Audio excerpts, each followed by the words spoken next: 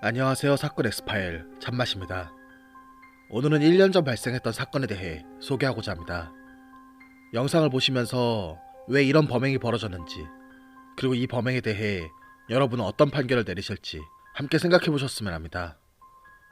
사건은 2018년 1월 14일 발생했습니다.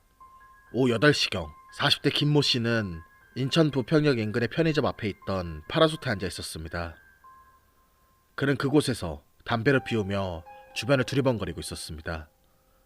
이때 편의점에서 아르바이트를 하고 있던 A씨와 눈이 마주쳤습니다. 잠시 후 A씨가 화장실을 가기 위해 편의점에서 나와 건물 1층으로 향했습니다. 김씨는 건물 1층 여자 화장실로 그녀를 뒤쫓아갔습니다. 그리고 소지하고 있던 칼로 그녀를 위협했고 곧이어 망치로 그녀의 머리를 무차별적으로 내리쳤습니다. 그녀는 돈이 필요한 거면 줄 테니 제발 살려달라고 애원했지만 김씨는 계속해서 망치로 그녀를 가격했습니다. 결국 그녀가 피투성이가 된 채 바닥에 쓰러지자 범행을 멈추고 택시를 타고 달아났습니다. 김씨의 범행은 이틀 후 다시 이어졌습니다.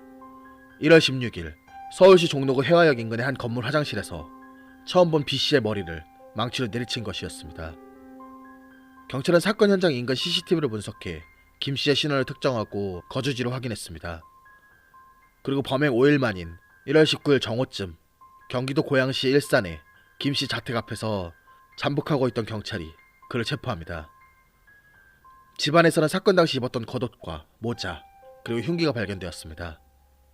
김씨는 경찰 조사에서 편의점 앞 의자에 앉아 현금이 부족해 담배를 살까 말까 망설이고 있었는데 편의점 안에 있던 A씨가 자신을 비웃듯 쳐다보는 느낌이 들어 범행을 저질렀다고 진술했습니다. 또한 계획된 범행은 아니며 A씨와는 일면식도 없는 사이로 우발적으로 범행을 저질렀다고 말했습니다. 애초 김씨를 특수상해 혐의로 체포한 경찰은 수사 후 살인미수 혐의로 김씨를 구속했습니다. 범행 양상이 사망에 이르게 할 수 있었을 정도로 참혹했고 피해자의 상해 정도도 매우 심했기 때문입니다. A씨는 두개골이 부러지고 함몰되어 3번에 걸쳐서 대수술을 받고 겨우 의식을 되찾았지만 심각한 후유증이 남았습니다. 손상된 두개골을 황동으로 대체해 그 부위에는 평생 머리카락이 자라지 않게 되었고 손에는 김씨가 휘두른 망치를 막으려다가 수십 개의 흉터가 남았습니다. 무엇보다 끔찍한 것은 평생 지울 수 없는 트라우마에 시달리고 있다는 것입니다. B씨 또한 전치 6주에 해당하는 상해를 입었습니다. 그렇다면 김씨는 왜 이런 범행을 저지른 것일까요?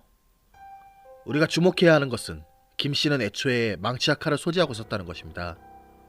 이는 사전에 범행을 할 계획이 있었다는 것을 뜻합니다. 금품을 노린 범행이었을까요? 하지만 금품을 노렸다고 하기에는 조금 이상합니다. A씨가 금품을 준다며 애원하는데도 계속해서 망치로 내려쳤고 A씨가 쓰러져 편의점이 텅 비어 있었음에도 편의점 안에 있는 현금이나 금품을 가져가지 않았습니다.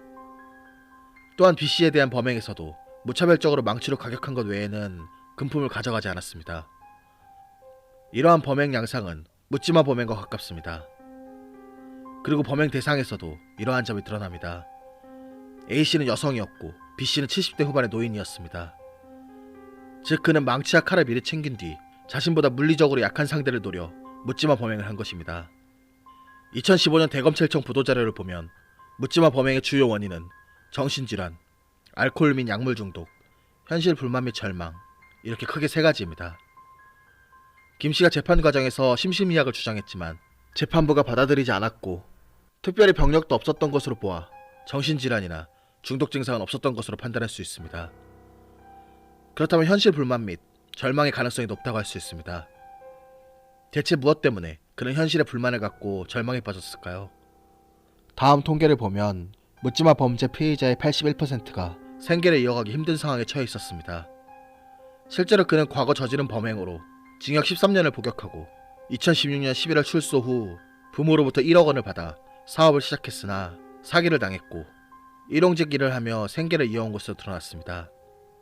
정확한 심리적 이유는 모르겠지만 출소 후 나름대로 재출발을 해보고자 했던 그가 사기를 당해 사업을 실패한 뒤 일용직을 전전하자 자신의 현실에 불만을 품게 되었고 그 분노를 불특정 상대를 대상으로 표출한 것으로 판단됩니다. 살인미수 혐의로 기소된 김씨에 대해 1심 재판부는 징역 20년에 위치추적 전자장치 30년 부착을 명했습니다. 재판부는 김씨가 아무런 이유도 없이 불특정 피해자를 범행 대상으로 삼아 살해하려다가 미수에 그쳤다며 범행 경위와 방법이 잔혹한 점으로 미뤄볼 때 죄질이 극히 불량하다고 판단했습니다. 또한 김씨가 살인의 고의를 부인하고 공감 능력이 떨어지며 별다른 죄의식도 느끼지 못하는 것으로 보이며 정신적, 신체적으로 심각한 고통을 겪은 피해자의 회복을 위해 아무런 조치도 하지 않았고 피해자와 그 가족들이 강력한 처벌을 탄원하는 점 등을 고려했다고 양형 이유를 밝혔습니다.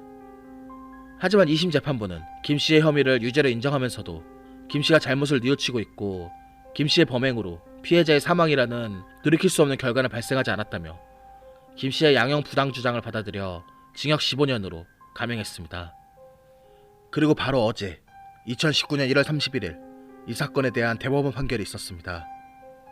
대법원은 징역 15년과 30년간 위치추적 전자장치 부착을 명령한 원심을 그대로 확정했습니다. 대법원의 판결이 내려졌고 사건은 종결되었으며 김씨는 그 죗값을 치르게 되었지만 뒤끝이 좀 씁쓸합니다. 항소심과 대법원의 판단대로 반성하고 있다는 이유로 정말 그가 감형을 받을 만했던 것일까요?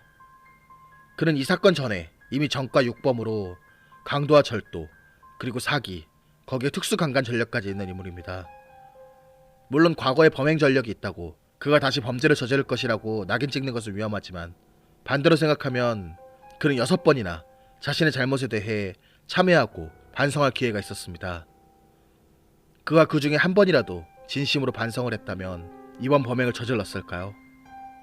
더욱 분통이 터지는 것은 1심 과정에서는 심신미약을 주장하고 범행의 고의성에 대해 인정하지 않는 등의 태도를 보였던 김씨가 항소심 과정에서는 재판부에 수차례 반성문을 제출하면서 감형을 주장했다는 것입니다. 그리고 이를 재판부가 받아들여 5년을 감형해 주었습니다.